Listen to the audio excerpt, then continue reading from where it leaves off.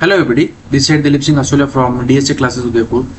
तो आज अपन macro economics का एक जो चैप्टर है मनी एंड बैंकिंग उसके बारे में बात करेंगे। तो जो मनी वाला पोर्शन है वो मैं बच्चों अलग से पढ़ाता हूँ और बैंकिंग वाला पोर्शन अलग से पढ़ाता हूँ। जो आपकी एनसीईआरटी या फिर जितने भी ऑथर्स है वो दोनों चैप्टर को कमेंट कर रखा है, एक ही यूनिट में अपलोड कर रखा है।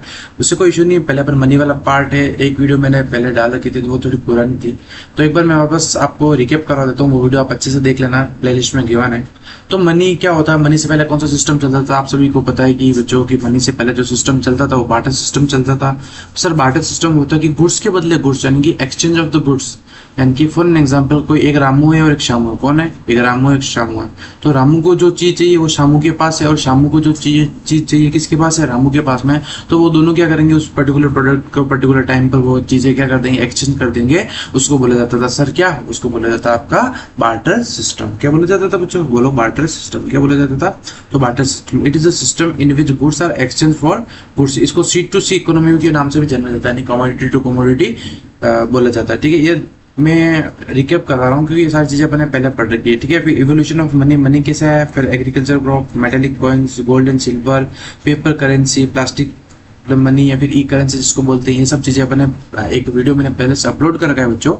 तो वहां से आप जाके अच्छे से देख लेना बच्चों। अगर आपको कुछ भी डाउट होता है तो जो आपको यहाँ पर जो नंबर दिख रहे हैं इस पर आपको क्या करना है सर, आपको इस पर व्हाट्सअप करना है। ठीक है बच्चों, तो मनी क्या होता है अपन अच्छे से देखते हैं। मेन जो कंसेप्ट है, अगर मनी में से देखो बहुत ही छोटा पोर्शन रहता है, आपके पेपर में क्वेश्चन आएगा तो दो या 3 नंबर का आएगा, मनी से आएगा। तो बाकी मेन मोस्ट प्रोबेबली आपका जो आता है वो बैंकिंग सेक्टर का आता है, यहाँ से क्वेश्चन नहीं पुट अप होता है। ठीक है, मोस्ट इंपोर्टेंट है अगर इस चैप्टर में से पढ़ना जो मनी वाला या ये वाला फंक्शंस ऑफ मनी पढ़ना है। ये 4 नंबर के क्वेश्चन कई बार बोर्ड ने पूछ लिया। कितनी बार बोलो? 4 नंबर में पूछा हुआ। कितने नंबर में पूछा हुआ?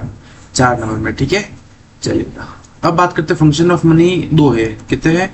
दो है, प्राइमरी और सेकेंडरी। प्राइमरी और सेकेंडरी कितने हैं? बोलो दो है, प्राइमरी और सेकेंडरी। प्राइमरी और सेकेंडरी। तो ध्यान रखना जो प्राइमरी के जो फंक्शंस हैं वो एम से स्टार्ट है। प्राइमरी के जो बच्चों फंक्शन है वो कहाँ से स्टार्ट है? बोलो एम से स्टार्ट है। लेकिन जब बात करते हैं सेकेंडरी के जो फंक्शन स्टार्ट है वो एस से स्टार्ट। ठीक है, तो ये एक शॉर्टकट ट्रिक है जिसकी हेल्प से आपको पता पड़ जाएगा कि एम वाले जो पॉइंट्स है वो कहाँ पर आएंगे और जो एस वाले पॉइंट है वो कहाँ पर आएंगे। चलिएगा देखते हैं। तो एम वाले पॉइंट है वो कहाँ पर आते हैं बच्चों? बोलो प्राइमरी में आते हैं। कहाँ पर आते हैं? प्राइमरी। और जो एस वाले पॉइंट है वो कहाँ आते हैं सर? सेकेंडरी में आते हैं। तो प्राइमरी में कौन कौन जाते हैं? Medium of exchange. First point क्या है? Medium of exchange. सेकंड है मेजर ऑफ वैल्यू। सेकंड क्या है? Measure of value. फिर सेकेंडरी की बात करते हैं वो है स्टोर ऑफ वैल्यू और फिर स्टैंडर्ड ऑफ डेफर्ड पेमेंट। अब सबसे पहले एक को पढ़ लेते हैं। मीडियम ऑफ एक्सचेंज क्या होता है? Act of sale and purchase is possible due to the money only. ठीक है, यानी कि मीडियम ऑफ एक्सचेंज यानी कि आज मेरे को कुछ स्टेशनरी का आइटम की रिक्वायरमेंट है, किसी भी कमोडिटी किसी भी प्रोडक्ट की रिक्वायरमेंट है, तो मैं उसको क्या दूंगा? मैं उसको पैसे दूंगा। यानी कि जो शॉपकीपर है, यानी जिससे मैं सामान ले रहा हूँ, जिससे मैं गुड ले रहा हूँ, उसको क्या दूंगा? मैं उसके बदले वो मेरे को गुड्स देगा, तो उसके बदले मैं उसको एक्सचेंज मैकेनिज्म के थ्रू मैं उसको क्या दूंगा सर? मनी दूंगा। मैं उसको क्या दूंगा? पैसा दूंगा। ठीक है, उसको बोला जाता है क्या? Medium of exchange. यानी कि आज के टाइम पर ये सारी चीजें क्या होगी? बहुत ही ज्यादा इजी वे में अपन कर सकते हैं। ठीक है, तो act of the sale and purchase is a possible किसकी वजह से हुआ? ओनली फॉर आपका मनी। अरे पैसे की वजह से सारी चीजें पॉसिबल हुई है। ठीक है, फिर एक पॉइंट और लिख रखा है वो पढ़ लेना आप। ठीक है, it remain the limitation of the barter system. ठीक है, अगर बार्टर सिस्टम में था या डबल कॉन्सिडेंस ऑफ वन था, जो मतलब ये लिमिटेशन थी, वो चीज अब क्या हो गई? अब खत्म हो गई। अब क्या आ गया? आपका मनी आ गया। क्या आ गया? मनी। ठीक है, तो आई होप कि मीडियम ऑफ एक्सचेंज क्या होता है कि यहाँ गुड्स मतलब जो आपको जो भी चीज चाहिए उसके बदले आपको क्या देना पड़ता है सर? पैसा देना पड़ता है। उसको बोला जाता है क्या? उसको बोला जाता है मीडियम ऑफ एक्सचेंज। फिर है मेजर ऑफ वैल्यू। आज के टाइम पर हर एक पर्टिकुलर प्रोडक्ट की कमोडिटी की आपकी वैल्यू पता है। उस टाइम पर लोग क्या करते थे? खाली गुड्स टू गुड्स एक्सचेंज कर लिया जाता था। गेहूं और मक्की है फॉर एन एग्जाम्पल, तो मक्की के बदले गेहूं और गेहूं के बदले मक्की।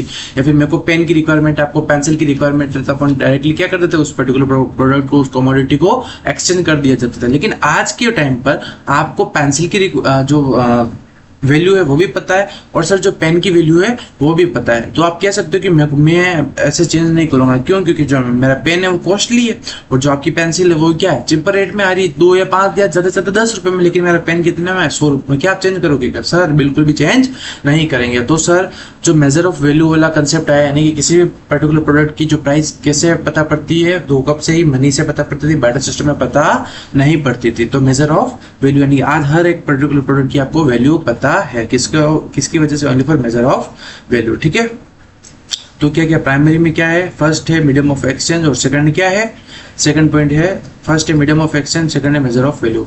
जो किससे याद रखना है, एम वाले पॉइंट कहाँ पर आएंगे, प्राइमरी। फिर बात करते हैं सर सेकेंडरी में, किसकी बात करते हैं, सेकेंडरी में। सेकेंडरी पॉइंट को याद करने का तरीका क्या है, किससे चालू होते हैं सर, वो पॉइंट चालू होंगे आपके एस से। एस से जो चालू हो रहे हैं वो पॉइंट्स कहाँ पर आएंगे, सेकेंडरी में।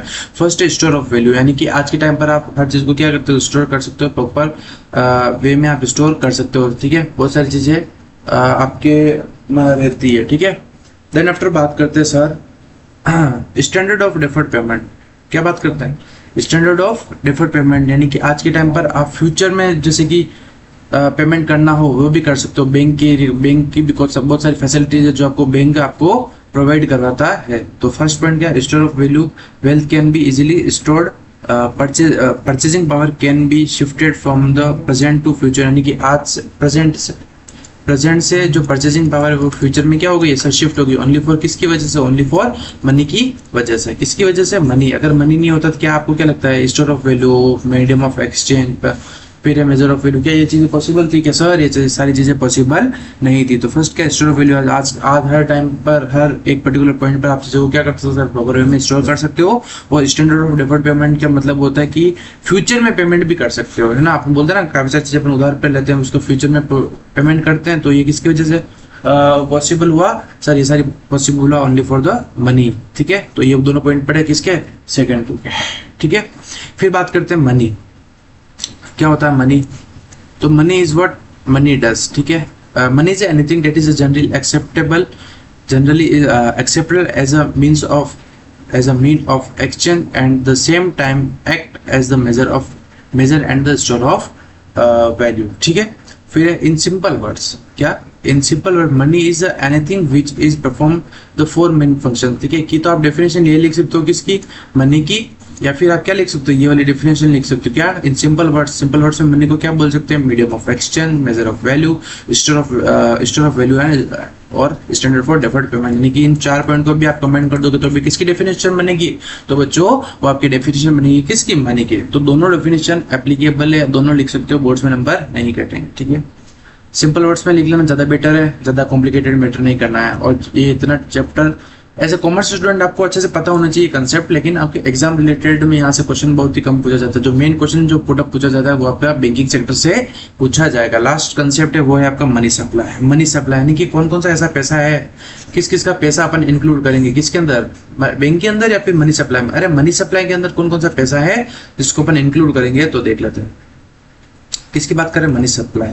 Supply of money refers to the total stock of money, क्या total stock of money held by public of a country at a particular point of time. यानी कि एक टाइम पर जितने लोग हैं पूरे कंट्री में, उनके पास में जो पैसा है, जो स्टॉक है, पैसा का पड़ा है, उसको क्या बोला जाएगा, उसको बोला जाएगा आपका मनी सप्लाई। एक बार वापस पढ़ते हैं बच्चों, ध्यान से पढ़ना, कंसेप्चुअल चीजें है ना। क्या है supply of money, supply of money किसको बोला जाएगा, refers to the total stock of money. यानी कि जितना भी पैसा है, किसका स्टॉक पड़ा है, किसका, मनी का, हेल्ड बाय, किसके पास है, जो पब्लिक यानी जो पीपल यानी जो पब्लिक है, जनरल पब्लिक, उनके पास में है, किसके अंदर, जो इस कंट्री के अंदर है, वो eight a particular point of time, एक पॉइंट के टाइम पर जितना भी पैसा पड़ा है उसको क्या बोला जाएगा, मनी सप्लाई बोला जाएगा। ठीक है, since government and banks are the producer और supply of the money, therefore stock of money held by them is not included in the money supply. तो ध्यान रखना, जो पैसा बैंक, जो आपको पता है ना, जो सप्लाई है और प्रोड्यूसर कौन है, जो मनी है वो कौन है, सेंट्रल बैंक यानी कि बैंक्स, और गवर्नमेंट का भी कुछ हाथ रहता है। ठीक है, उसमें कुछ पोर्शन रहता है। तो जो पैसा गवर्नमेंट के पास में और बैंक के पास में पड़ा है वो मनी सप्लाई के टर्म्स में काउंट नहीं किया जाता है। इस पॉइंट को अच्छे से पढ़कर जाना है ना बच्चों, ये सारी चीजें कंसेप्चुअल चीजें हैं। फिर principal component of money supply. ठीक है, कौन कौन सा पैसा है जो काउंट किया जाएगा मनी सप्लाई में, तो करेंसी, देखिएगा, currency and coins, currency and coins held by public यानी कि जो भी जनरल पब्लिक यानी जो आम जनता के पास में जो पैसा पड़ा उनको ऐड करेंगे। डिमांड डिपॉजिट किसको ऐड करेंगे, डिमांड डिपॉजिट को भी ऐड करेंगे जिसका बैंक में अकाउंट है पीपल का, ठीक है, कॉमर्शियल बैंक में, वो पैसा भी अपन इंक्लूड करेंगे। और अदर डिपॉजिट विद आरबीआई यानी कि आरबीआई के पास में जो अदर डिपॉजिट है, कौन कौन सा पैसा पड़ा है आरबीआई के पास में वो भी ऐड करेंगे। तो demand deposit, other deposit with bank और करेंसी हेल्ड बाय पब्लिक, ये तीन टर्म्स को ऐड करेंगे किसके अंदर, मनी सप्लाई के अंदर, ठीक है।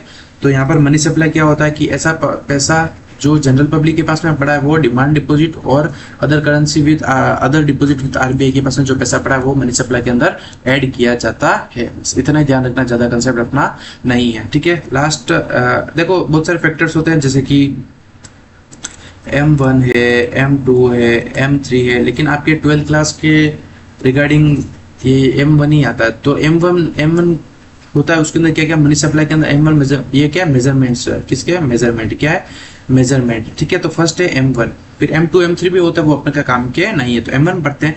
तो M1 में कौन कौन सी करेंसी क्या क्या चीजें ऐड की जाती है, तो currency held by the public यानी कि जो पैसा पब्लिक के पास है वो, प्लस डिमांड डिपॉजिट यानी कि क्या जो लोगों की जो डिमांड डिपॉजिट है वो भी ऐड किया जाएगी, और अदर डिपॉजिट विद आरबीआई, इन तीनों को ऐड करेंगे यानी करेंसी हेल्ड बाय पब्लिक यानी सी डीडी यानी डिमांड डिपॉजिट और अदर डिपॉजिट, इन तीनों को ऐड किया जाएंगे। उसको इस फॉर्मूले को क्या बोला जाता है, मनी सप्लाई का टर्म बोला जाता है। अगर एमसीक्यू में कोई पूछ ले कि M1 में क्या क्या ऐड होता है, तो सी यानी कि currency held by public, DD demand deposit और ओडी मतलब अदर डिपॉजिट, ये सारी चीजें हैं जो आपके किसके अंदर ऐड होगी बच्चों, ये सारी चीजें आपके M1 के अंदर ऐड होगी।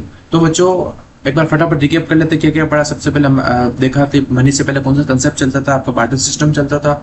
बार्टर सिस्टम देखो अब नौबत क्यों है कि बार्टर सिस्टम को चेंज क्यों करना पड़ा, तो चेंज देखो आज अपने घर में एक लाइट भी लग रही होती है तो चेंज कब करते हैं, जब उसमें लिमिटेशंस होती है, कुछ कमियां होती है कि तो सही नहीं जल रही होगी, या फिर जो जितनी लाइटिंग अपने को चाहिए उतनी रिक्वायरमेंट नहीं दे रही, वो लाइट फोकस नहीं मार रही है, तो अपन उस चीजों को चेंज करेंगे। तो वो उसी तरह से बार्टर सिस्टम में क्या थी, कुछ कमियां थी, उसकी वजह से अपने को मूव होना पड़ा करेंसी के उधर, मनी के उधर। तो बहुत सारी कमियां थी, कमियां क्या क्या थी वो मैंने आपको पढ़ा है कि स्टोर ऑफ वैल्यू नहीं था, फ्यूचर में पेमेंट नहीं कर सकते थे, किसी प्रोडक्ट की वैल्यू नहीं पता पड़ती थी, ये सब थी। लेकिन आज भी कई गांव में जो बार्टर सिस्टम है उसके कई कई कंसेप्ट लिंक्ड होते हैं, चलते हैं। तो आपको बच्चों क्या करना है, कमेंट करके बताना कि एग्जांपल देना है किसका, बार्टर सिस्टम का, ठीक है बच्चों। तो thank you and have a nice day team DSA. और इसी तरह से अपन मैक्रो इकोनॉमिक्स का पार्ट करते रहेंगे, ठीक है, हंसते रहिए, मुस्कुराते रहिए टीम डीएसए के साथ।